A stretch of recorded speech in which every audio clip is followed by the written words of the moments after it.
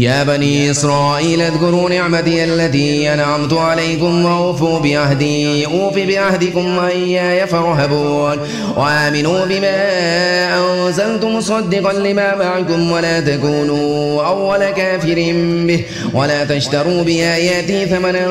قليلا وإياي فاتقون ولا تلبسوا الحق بالباطل وتكتموا الحق وأنتم تعلمون وأقيموا الصلاة وآتوا الزكاة واركعوا مع الراكعين أتأمرون الناس بالبر وتنسون أنفسكم وأنتم تتلون الكتاب أفلا تعقلون واستعينوا بالصبر والصلاة وإنها لكبيرة إلا على الخاشعين الذين يظنون أنهم ملاقو ربهم وأنهم إليه راجعون.